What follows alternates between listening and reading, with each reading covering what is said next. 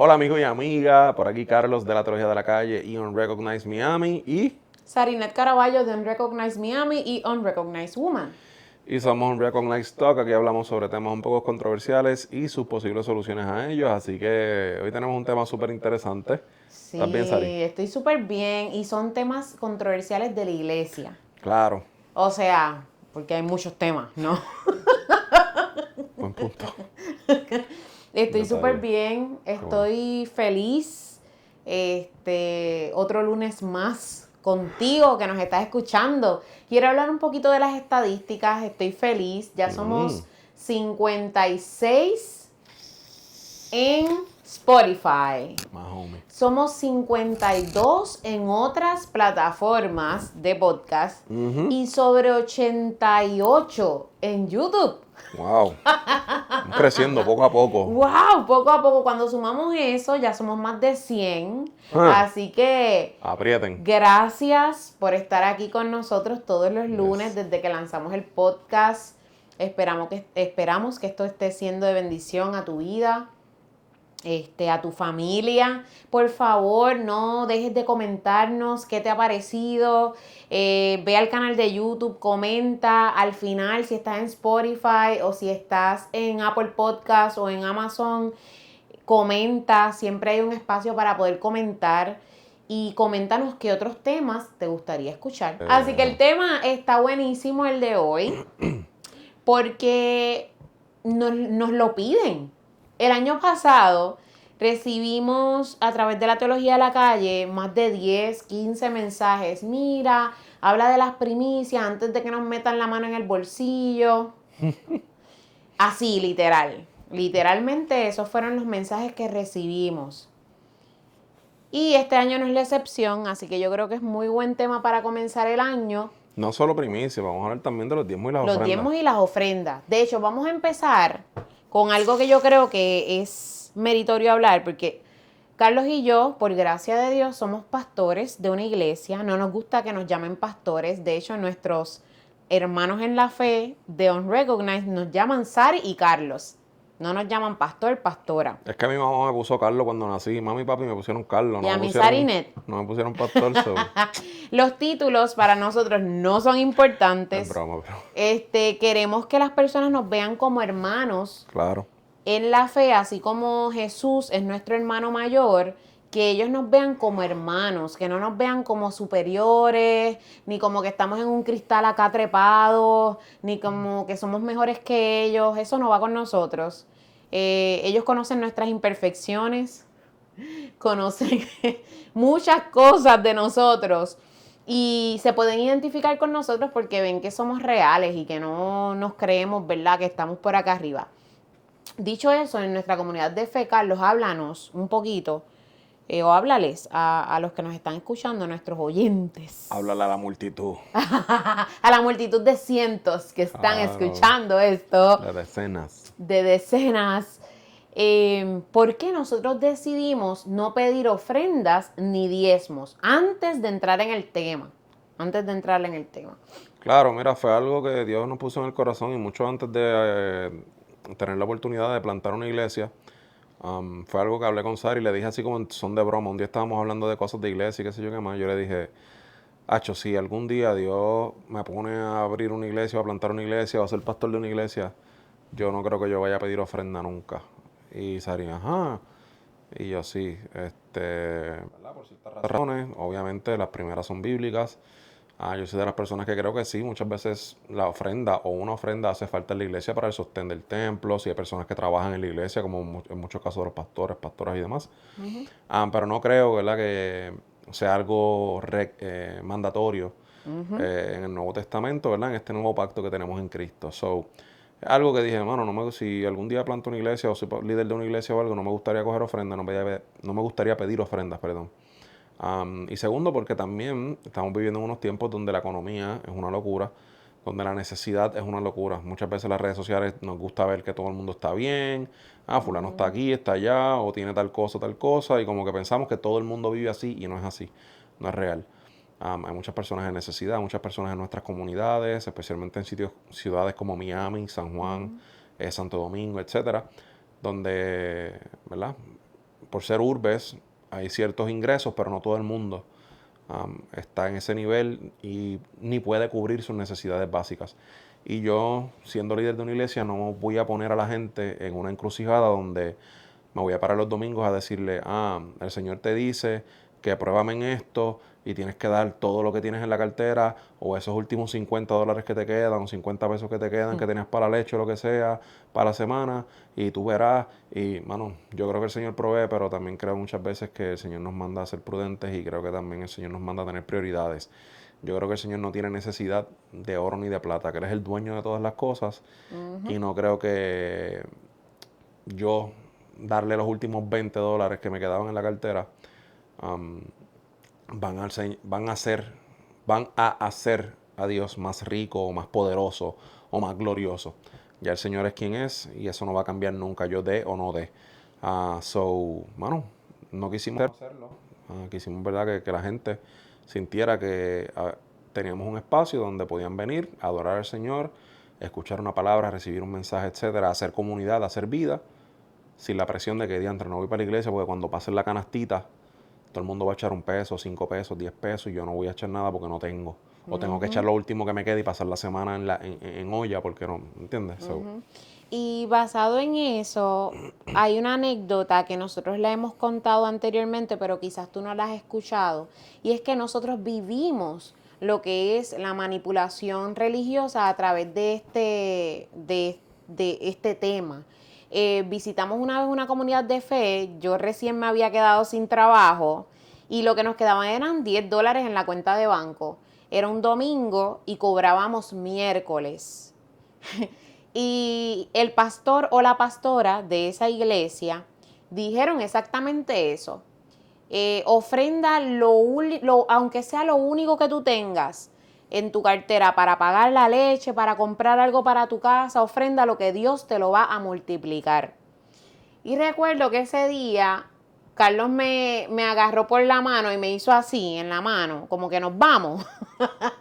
Nos miramos y yo con los ojos aguados le hice, vámonos. Y nos fuimos y nunca más visitamos esa iglesia.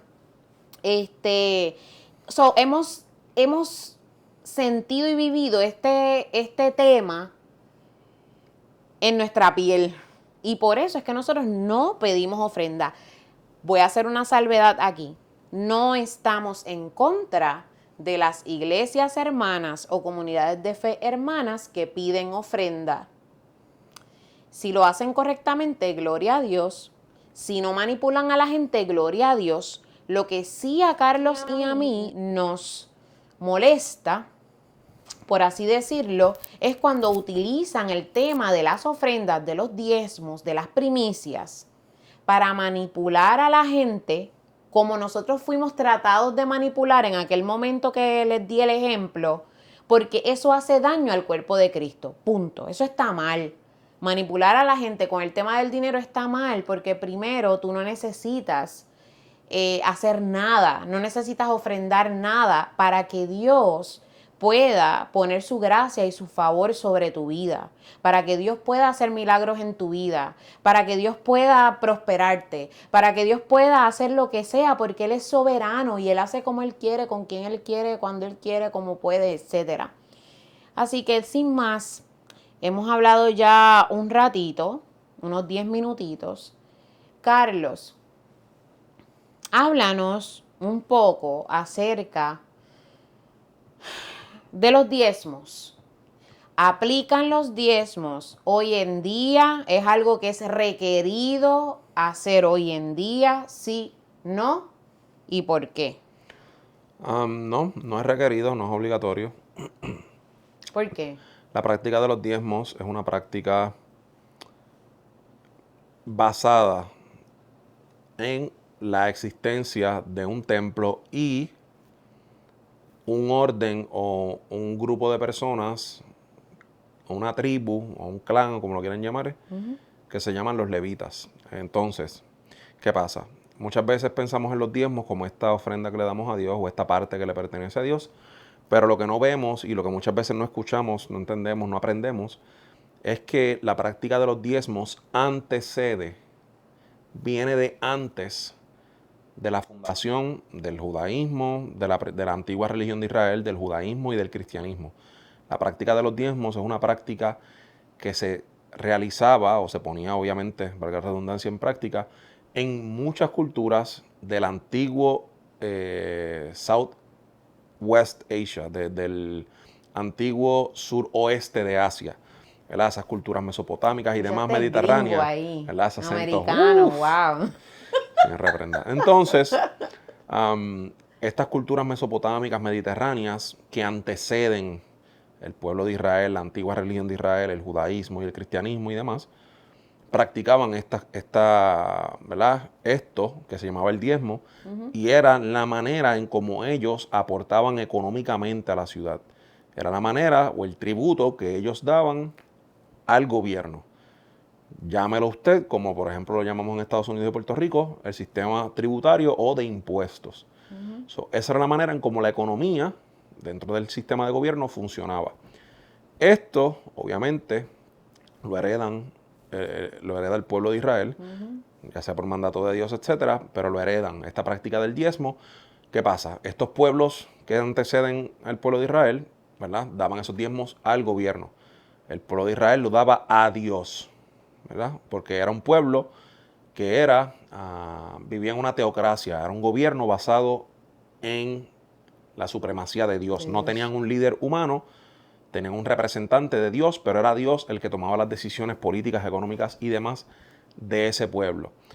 Dios les envía a dar estos diezmos. ¿Para qué eran los diezmos? Para el sostén y el mantenimiento del tabernáculo y o templo y las personas que trabajaban en el tabernáculo y o templo eventualmente. Entiéndase los levitas. Te compartí uno de los versículos, lo que pasa es que mi celular lo estoy usando para otra cosa. Te compartí uno de los versículos, vamos a ver si lo encuentro por aquí. Números 18:21, por ejemplo, dice: y aquí yo he dado a los hijos de Leví todos los diezmos en Israel por heredad, por su ministerio o servicio. Ministerio es lo mismo que servicio.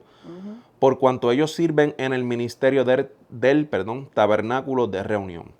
Miren, si usted va a todos estos libros, al famoso Pentateuco, los primeros 5 libros de la Biblia, especialmente de Éxodo para adelante, usted va a ver que cuando se instituye el tabernáculo, y después en Reyes y Crónicas, etcétera, que se crea el templo, se construye el templo, esta ofrenda de los diezmos iba para los levitas, porque cuando se dividió la tierra, cuando el pueblo de Israel llega a la tierra prometida, a cada tribu, ¿verdad? De los 12 hijos de Israel le toca una parte de tierra. Y a Leví, o a la tribu de Leví, a los hijos de Leví, no le tocó tierra. Los hijos de Leví fueron escogidos para ser sacerdotes. Por ende, si ellos no tenían una tierra a la cual pudieran trabajar, en la cual pudieran sembrar, pudieran cosechar, por ende pudieran vivir, acuérdense que esto es un sistema agrario, eran culturas que vivían de la agricultura, eran culturas que vivían de la siembra y la cosecha, vivían de los animales. Si este clan o esta tribu no tiene una tierra que sembrar y producir, no pueden comer, no pueden vivir.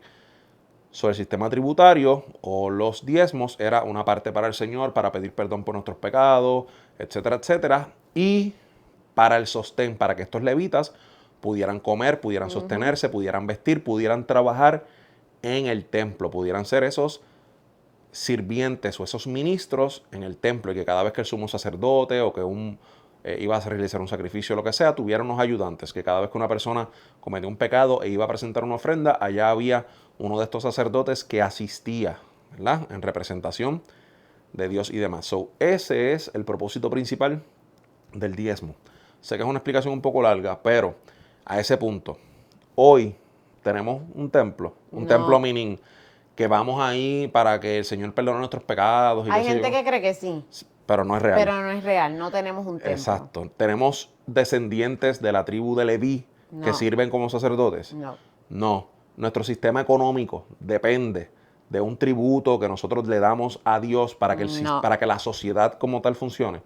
Pues entonces, ese sistema tributario, o los diezmos, no funciona, no aplica hoy. Vamos al Nuevo Testamento. En el Nuevo Testamento, la práctica del diezmo deja de existir. Uno de los factores es porque eventualmente el templo desaparece. Ya desaparece. El templo en el año 70 fue destruido por los romanos y no hay dónde ir a presentar un sacrificio. Anyways, antes de eso vemos la primera comunidad de cristianos, la iglesia primitiva, como dicen Hechos 2 y otro versículo que te compartí por ahí, que todos los cristianos tenían las cosas en común.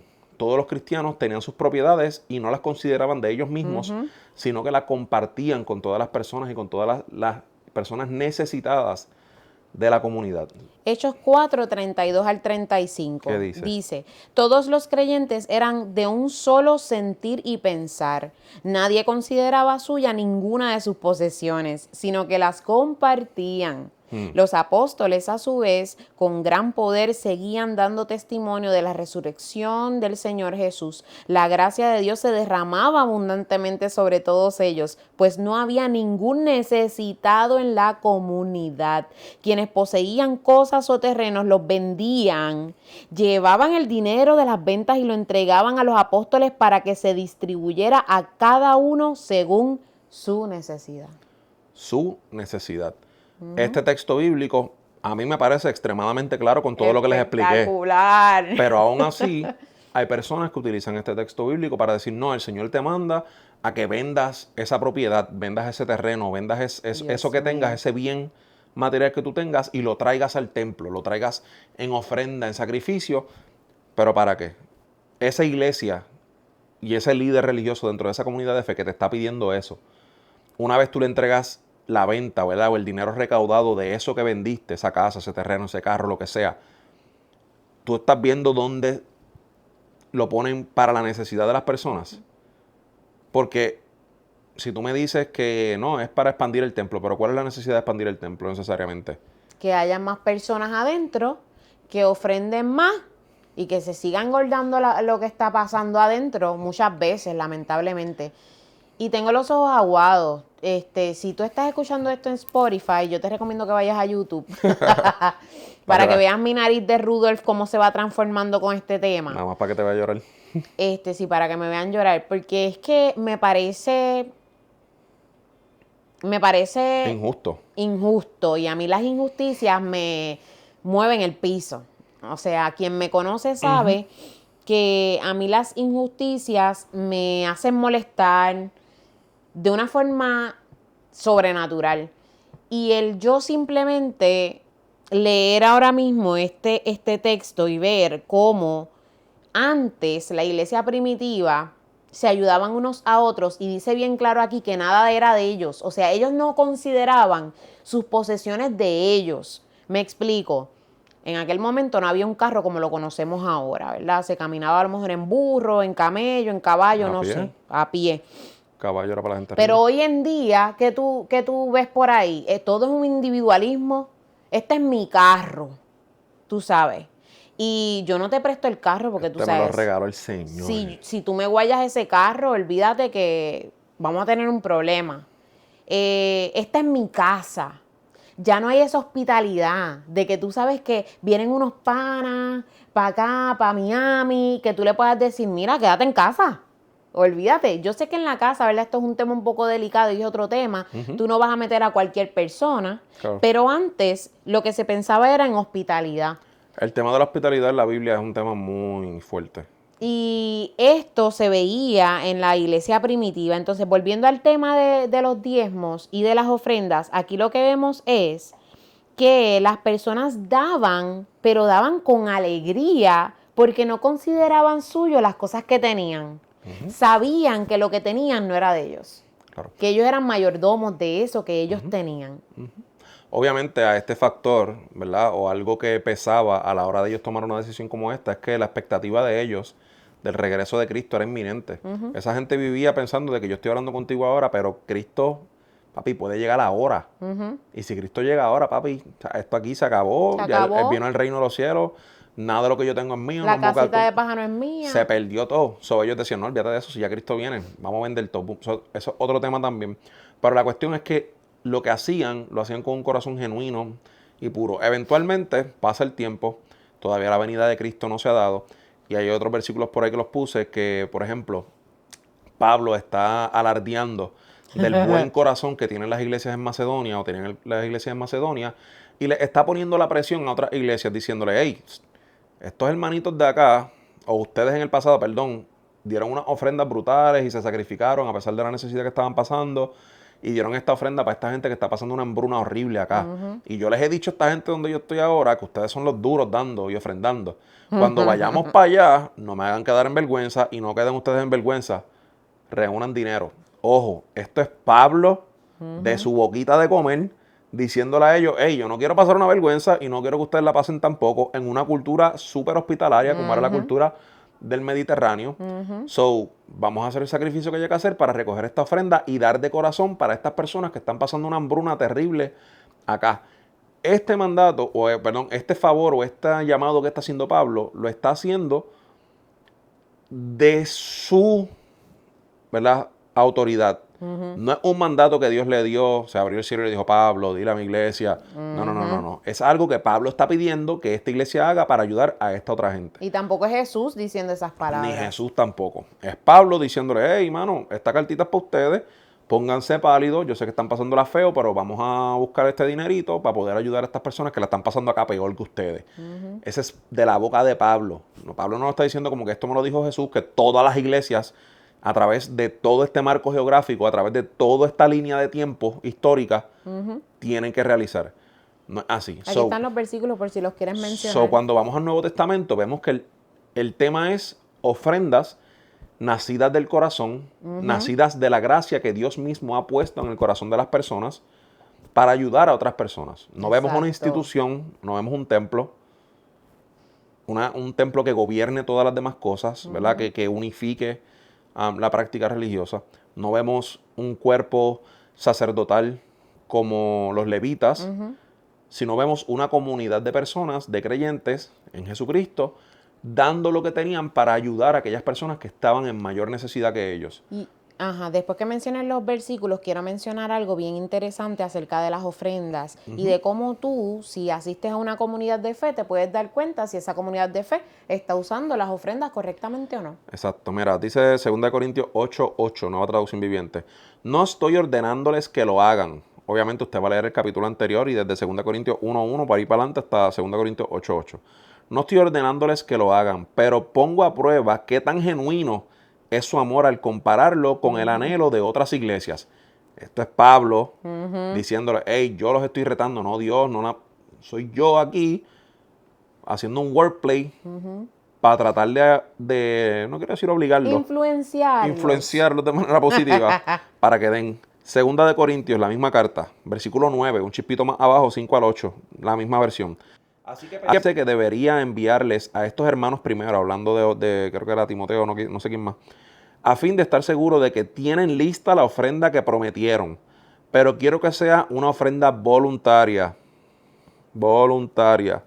No una ofrenda de mala gana. Recuerden lo siguiente, un agricultor que siembra solo unas cuantas semillas obtendrá una cosecha pequeña, pero el que siembra abundantemente obtendrá una cosecha abundante. Cada uno debe decidir en su corazón cuánto dar y no den de mala gana ni bajo presión, porque Dios ama a las personas que dan con alegría. Esto es Pablo citando Proverbios 22. Y Dios proveerá con generosidad todo lo que necesiten. Entonces siempre tendrán todo lo necesario y habrá bastante de sobra para compartir con otros. Este es Pablo aquí, otra vez influenciando, utilizando proverbios, que obviamente proverbios es una literatura sapiensal que no se puede tomar literal, de que todos los proverbios son literal, de que esto va a pasar sí o sí, porque no es así, esa no es la manera de interpretar este tipo de literatura. Ahí agarró Proverbios 22 y le dijo, mira papi, ¿sabes? Vamos a tratar, ¿sabes? Que el Señor va a proveer, siembra, que si tú das, el Señor te va a dar más. Oye, y que tiene una lógica lo que él está diciendo, pero lamentablemente esa lógica, hoy en día muchos líderes de las comunidades de fe lo utilizan o la utilizan para manipular a la gente. Y vienen y la utilizan, ¿sabes? Que si tú siembras 2 o 3 pesitos o dólares, lo que vas a cosechar son 2 o 3 pesitos o dólares. Sí, porque Dios es un multinivel. Exacto. Entonces es como que, mano, Dios no funciona así. O sea, me encanta el tema, pero no te puedes ir de ahí porque ahora vamos a pasar y yo quiero hablar un poquito acerca de cómo identificar en tu iglesia o en tu comunidad de fe si las ofrendas que se están recogiendo son ofrendas que se están utilizando para ayudar a los demás. Eso es otro tema bien controversial porque obviamente siempre el dinero, ¿verdad? El tema del dinero y de cómo se administra el dinero es tema de roce y división porque siempre todo el mundo es experto manejando el dinero que no es suyo. Todo el mundo sabe qué hacer con el dinero de, no, si yo tuviera papi, yo estuviera o yo hubiese hecho, Sí, pero hay unos puntos en común que si nosotros los vemos, podemos llegar a la conclusión de que X comunidad de fe está manejando lo que se le está siendo entregado en ofrendas de la forma correcta. Claro. Voy a dar un ejemplo. Si en tu comunidad de fe tú ves que están dándole comida a los necesitados cada cierto tiempo, si una vez al año hacen un surf day, como lo hacen en muchas comunidades de fe, no lo hacen todo el tiempo, y tú ves que esa vez al año se salió a la calle, se ayudó al necesitado, ok. Nosotros estuvimos en una comunidad de fe que nosotros fuimos testigos de cómo el pastor dijo un día, mira, todo lo que se recoja hoy en ofrendas va a ser para comprarle una guagua o una SUV o un auto, una van, una troca a una familia de nuestra comunidad de fe que se le acaba de dañar el carro y ellos son una familia de 5. Y al otro domingo nosotros fuimos testigos de cómo se le entregó las llaves de esa guagua, de esa van nueva, de paquete, cómo se les dio dinero para que ellos le pudieran comprar ropa a sus hijos. Nosotros hemos sido testigos de eso. Cuando murió mi papá, nosotros habíamos acabado de salir de la muerte del papá de Carlos. El papá de Carlos murió en septiembre 2020. Mi papá muere en enero 2021. Nosotros estábamos con COVID, de cama, bueno, horrible. Y recuerdo que nuestro pastor, que siempre voy a mencionar esta anécdota porque me da mucho sentimiento y allí en esta comunidad de fe que se llama Soco Church en Arkansas, nosotros pudimos experimentar lo que es la generosidad a otro nivel. Carlos llamó a Pastor Brad y le dijo, Pastor Brad, mira, acaba de fallecer el papá de Sari. Nosotros acabamos de salir de la muerte del papá de Carlos hace unos meses. Y Pastor Brad nos dijo, espérense un momentito que voy a enviar a Pastor Jared para su casa. Recuerdo que nosotros le dijimos, no, mira, que nosotros todavía estamos con COVID. O sea, no nos hemos hecho prueba a ver si estamos negativos. No me importa, Pastor Jared va para su casa.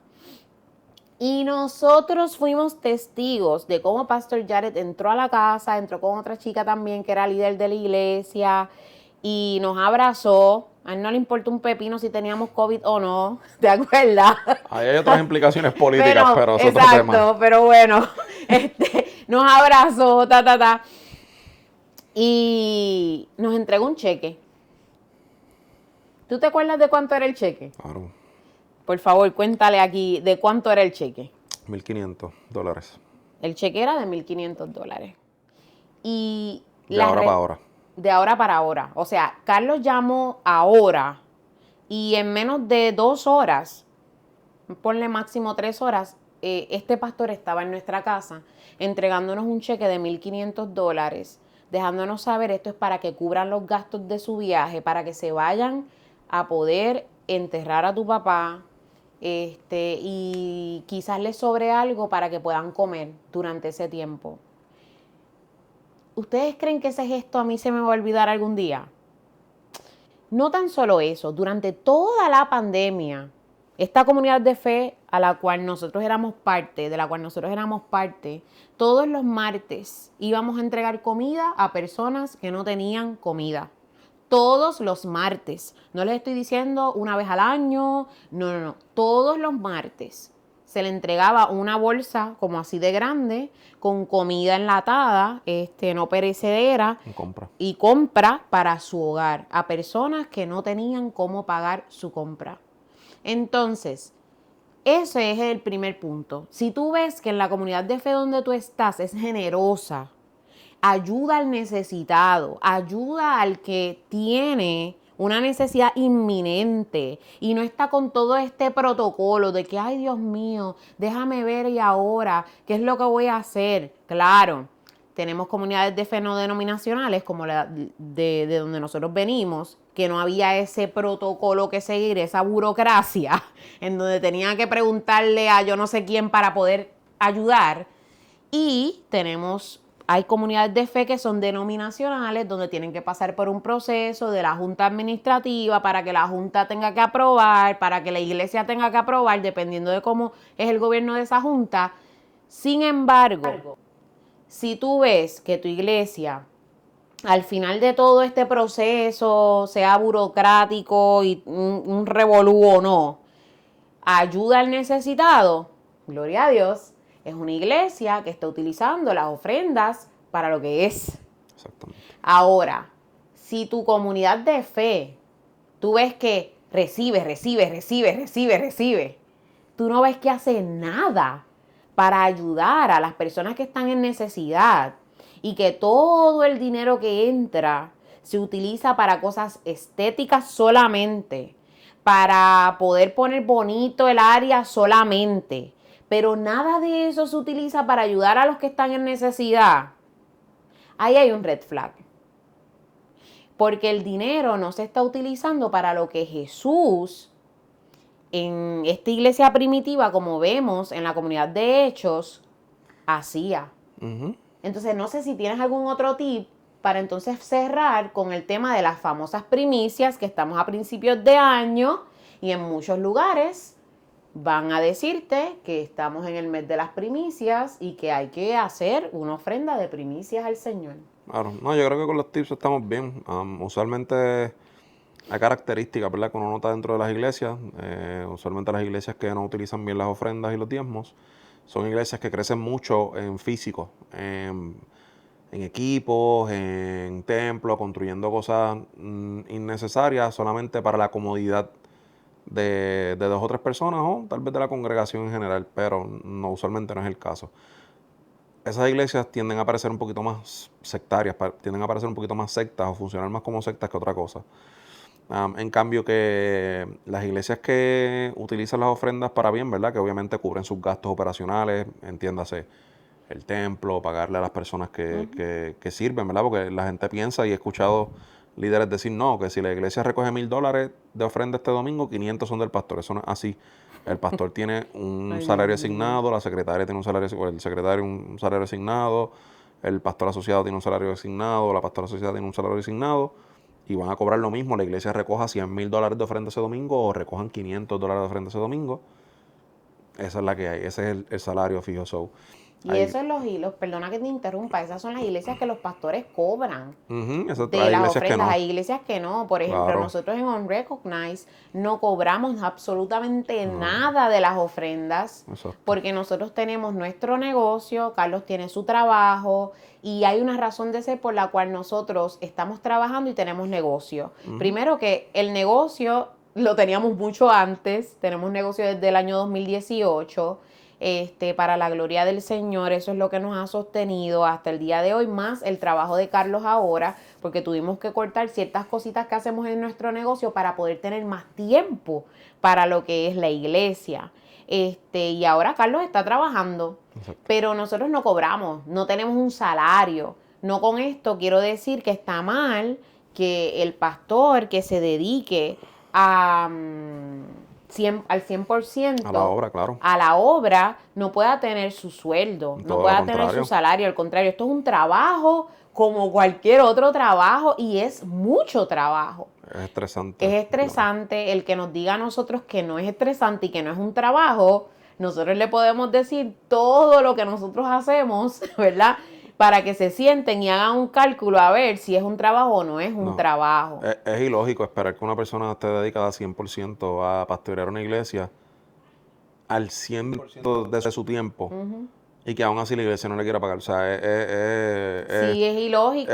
es como que, bro, ¿cómo tú pretendes que se sostenga entonces? O sea, ¿quieres que trabaje 60 horas a la semana? Y encima de esas 60 tiene que buscarse un trabajo de otros 40 para sostenerse él y su familia. O sea, no es... Por otro lado, Carlos, además de que sea ilógico, pues está el otro extremo. Tenemos lamentablemente comunidades de fe donde los pastores cobran según el diezmo y las ofrendas que entran Eso es otro y disparate. tienen unas vidas con mansiones de $2 millones, 3 millones, 4 millones, 5 millones, que vienen provenientes del sueldo que le paga la propia iglesia. Eso es innecesario. Es totalmente innecesario. Ahora también a menos que el trabajo pastoral que esa persona provea valga, ¿verdad? O sea, equivalente a $2 millones al año. Claro, Okay. pero eso es imposible también. es algo sumamente imposible. Ahora bien, también tenemos personas, y voy a hacerme responsable de este comentario porque es la realidad, que como Carlos y como yo tenemos negocio y basado en el negocio tenemos nuestras cosas. Cualquiera que nos conoce ahora puede pensar que los 2 autos que nosotros manejamos, es que ellos cobran de la iglesia. No. Esos 2 autos que nosotros tenemos hoy en día se pagan con el negocio y con el trabajo de Carlos.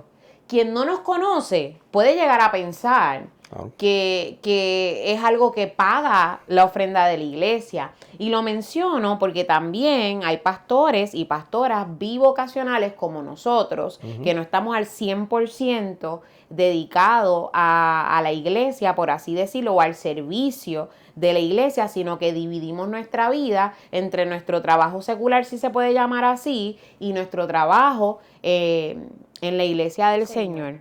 Y también pueden haber esos casos que tú veas pastores que andan en unos carros brutales y tú digas, pero ¿y cómo anda en un carro brutal? Pero es que no sabes que el tipo es ¿verdad? Tiene negocio, es empresario y quizás eso lo pudo obtener antes de. Esto es un tema que habíamos estado hablando, ¿verdad? Hace poco, para poder darle un poco de color neutro a esta situación y a este tema. Por último, ahora quiero hablar de las primicias y con esto cerramos. Y esto es todo tuyo. Todo tuyo. Yo voy a aportar solamente el inicio. Ya.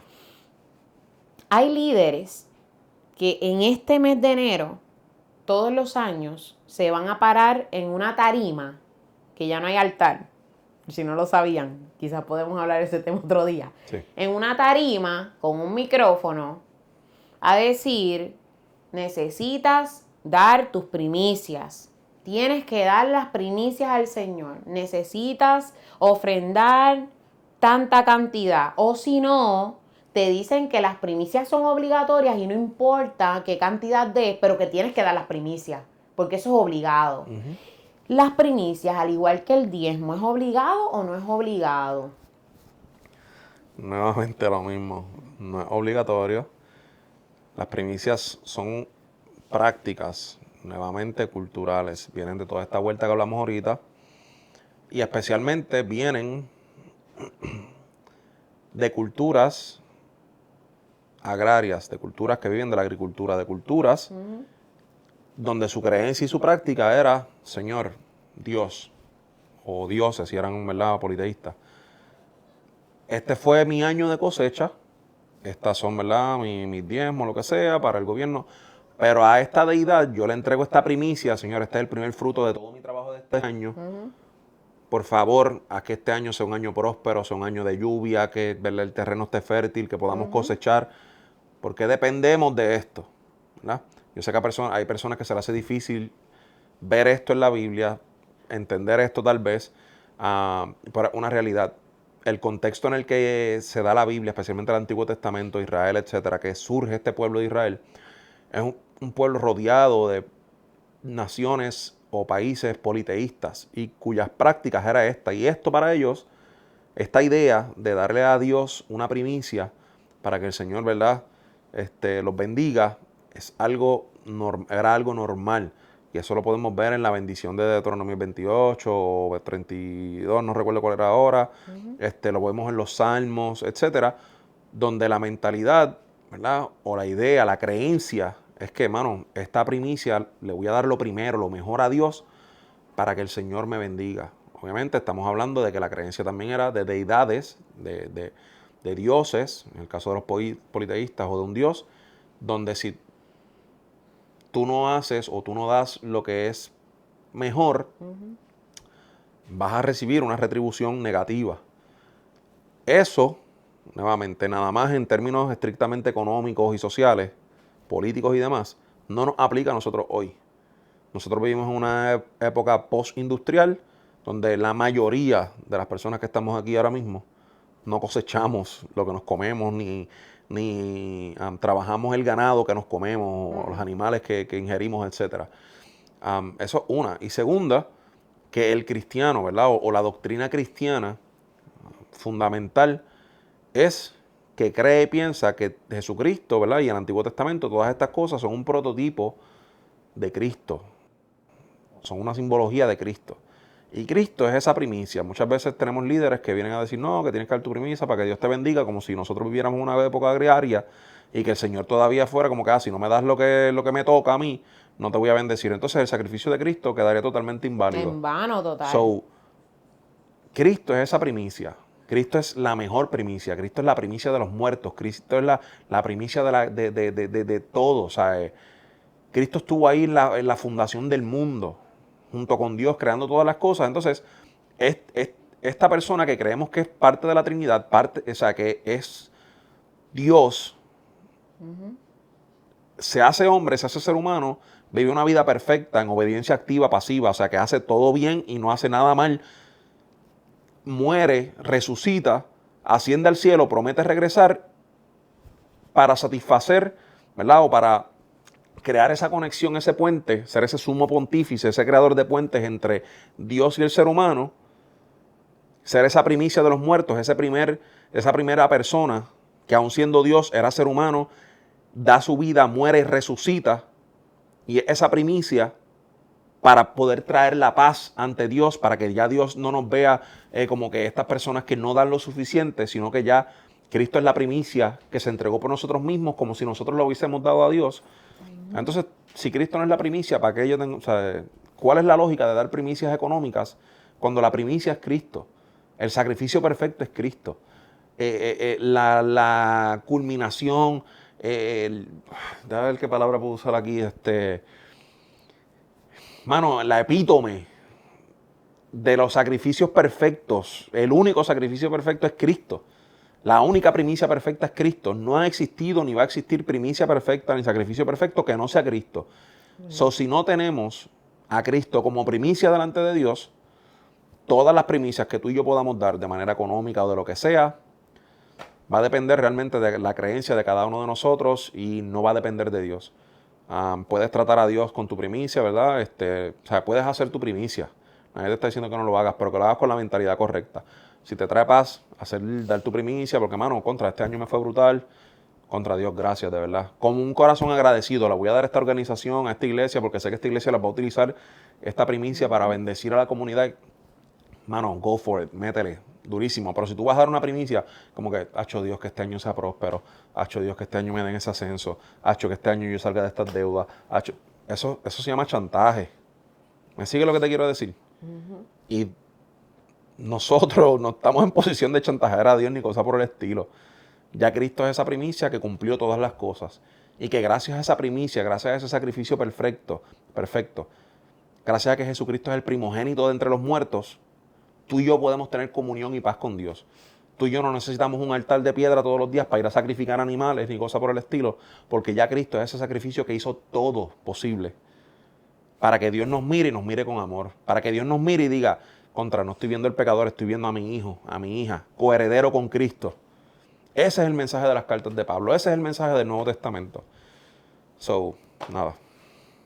Bueno, yo he estado llorando por los pasados 2 minutos y es bien interesante porque tú me sacaste muchas palabras de mi mente mientras yo lloraba. Yo decía, Dios mío, Cristo es el sacrificio perfecto. De eso se trata toda la carta de Hebreo. Y mientras Carlos hablaba, yo decía, ¿cómo es posible que al día de hoy nosotros tengamos pastores, pastoras, hermanos en la fe, que utilicen ese sacrificio perfecto para manipular a la gente? Entonces, si tú estás en una comunidad de fe en donde a ti te están manipulando y te están obligando a que des primicias, y tú te sientes con la responsabilidad de que las tienes que dar, luego de escuchar este mensaje, pregúntate por qué las estás dando.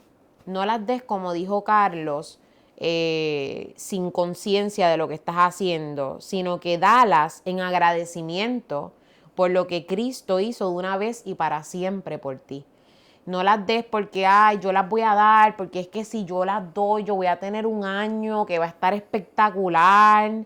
Mi 2024 lo voy a partir en canto, yo voy a lograr mis sueños, voy a lograr mis metas, yo voy a ser Vas a ser poderosa. imparable, yo voy a ser poderosa. No, esto no es un chantaje, esto no se trata de que tú vas a dar y por el otro lado vas a recibir. Porque entonces eso se parecería más a un tipo de manipulación, no Un sé, trueque. un trueque de brujería que otra cosa. Entonces, nada, yo no tengo más nada que aportar del tema. Sí, me gustaría que leerles un versículo. Y este versículo es Mateo 5, 23 y 24. Y quisiera que Carlos nos cierre con alguna reflexión acerca de este versículo. Por lo tanto, si estás presentando tu ofrenda en el altar y allí recuerdas que tu hermano tiene algo contra ti, deja tu ofrenda allí delante del altar. Ve primero y reconcíliate con tu hermano, luego vuelve y presenta tu ofrenda. Háblanos de este versículo acerca de el altar. Claro. ¿Y qué tiene que ver esto de ve primero y reconciliate con tu hermano antes de dar esa ofrenda? Claro, pues mira, usualmente este es un versículo que utiliza mucha gente para decir, mira, Jesús promovía o creían en las ofrendas y en los diezmos y etcétera, porque Jesús dice, ve al templo, presenta tu ofrenda en el altar, etcétera. Obviamente para el tiempo en que Jesús caminó la tierra y existía, todavía estaba este sistema religioso, donde el templo estaba en función, donde estaban estos sacerdotes, sumos sacerdotes, etcétera, en función. Y cómo funcionaba el sistema era que tú ibas al templo y dabas tu ofrenda, etcétera. Ese es el mismo sistema en el cual Jesús se metió, empezando el capítulo 2 de Juan, viró las mesas, se rebeló contra el sistema y algunos teólogos y estudiosos argumentan que probablemente ese fue la gota que colmó la copa que hizo que Jesús, las autoridades, se quisieran deshacer de él. Jesús no está aquí siendo un advocate, ¿verdad? Siendo una persona pro altar, etcétera. Leer los evangelios, o sea, superficialmente te va a dar cuenta que Jesús es casi anti-templo y definitivamente anti-sistema en muchos sentidos. El mensaje central aquí que Jesús está dando y le está diciendo a la persona, la ofrenda secundaria. La ofrenda que tú vas a presentar al altar es secundaria. La ofrenda aquí no importa. El problema es que si tú vas a presentar tu ofrenda y vas a llevar lo que se supone que tú le des a Dios ahí, papi, con el pecho inflado, mira, aquí yo trabajé, mira, esta es mi ofrenda. Pero sabes que tienes un problemón con el pana, lo insultaste, se han faltado respeto, hay odio, hay rencor, hay dolor, hay heridas, no hay perdón, etcétera. Pues papi, vale más el que tú vayas, sueltes, dejes la ofrenda, meaning, No des nada. la perdiste, eso lo dejaste allí, vires para atrás, arregles con tu hermano o con tu hermana, que exista esa comunión, que exista esa comunidad, que exista ese perdón, que exista esa relación entre hermano y hermana, no como Caín y Abel, que por Caín tratar de ser el más que presentaba y qué sé yo qué más, presentó una porquería, pero en su corazón tenía envidia y terminó matando al hermano. Pues no seas como Caín y Abel, no seas como Caín, mejor dicho, ve, perdona a tu hermano, purifícate, límpiate, desahógate con esa persona, haz las paces con esa persona. Ahí es que está realmente la comunión, ahí es que está Dios, no necesariamente en un altar dejando una ofrenda, que tú puedes hacer eso con todos los medios económicos que tengas, pero realmente llevas una vida vacía, una vida miserable, una vida sin Dios, punto. Una vida... ¿Cuál es la palabra que esta gente usa? No es incircunciso, Descarriado. descarriado. Puedes ir al altar pensando que eres el más cristiano, el más religioso, pero si tu vida está llena de conflictos con tu prójimo, a quien Dios te manda amar como a ti mismo, pues tu ofrenda es una porquería. Eres un hipócrita. El Señor nos invita a que la ofrenda, que el altar sea secundario. Eso no importa la comunidad, importa el perdón, importa el amor, importa mi prójimo. Importa que reine la paz en la sociedad, que reine el amor de Dios en este mundo antes que poner un sistema religioso que te dice da para que Dios te pueda bendecir. No, Jesús está diciendo ese sistema donde tú das para que Dios te pueda bendecir es ineficiente. Perdona, ama y ahí es donde está Dios. So. Amén. Si no te has suscrito con B, a nuestro podcast, hazlo, por favor, compártele el link a otro amigo, a otra amiga que tú sabes que esto puede ser de bendición. Necesitamos llegar a los 100 suscriptores en Spotify. ¿Cuántos nos faltan? ¿42? Nos faltan 42. Y la razón por la cual necesitamos llegar a los 100 es para hacer muchas cositas que nos permite hacer el sitio de podcasters que no podemos hacer si no tenemos esos suscriptores. Así que suscríbete, Dios mío, a nuestro canal, ya sea en YouTube, ya sea en Spotify o en cualquier plataforma. Amazon Music.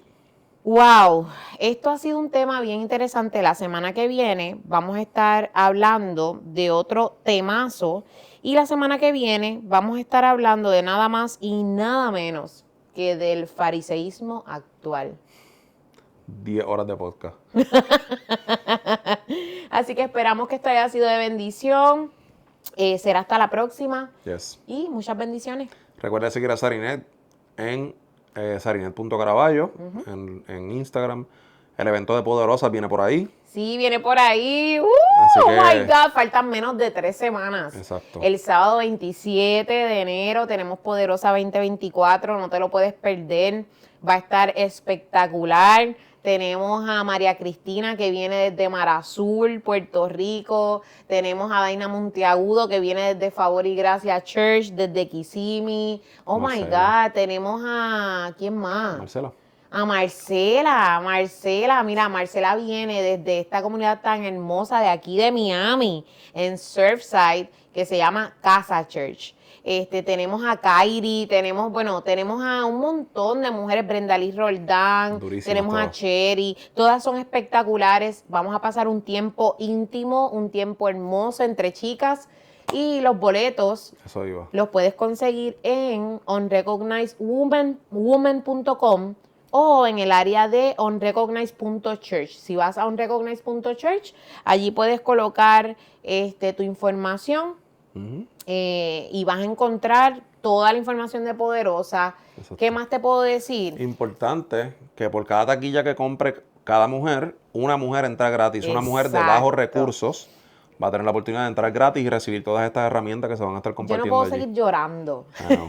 Pero una de las razones por las cuales estamos haciendo este evento es que, como ya han escuchado, nosotros no pedimos ofrenda y buscamos formas creativas de poder hacer cosas para autosustentar la obra que estamos llevando a cabo en Miami, que salimos todos los meses, salimos a dar comida o ayudar a una comunidad que esté en necesidad. Y en esta ocasión, Poderosa va a darle la oportunidad a una mujer de bajos recursos entrar ahora.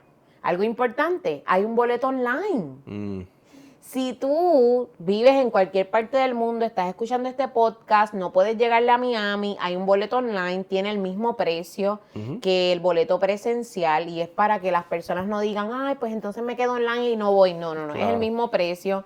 Lo único que no vas a poder llevarte es la cajita que vamos a estar dándole a las mujeres que compren el boleto con la cajita.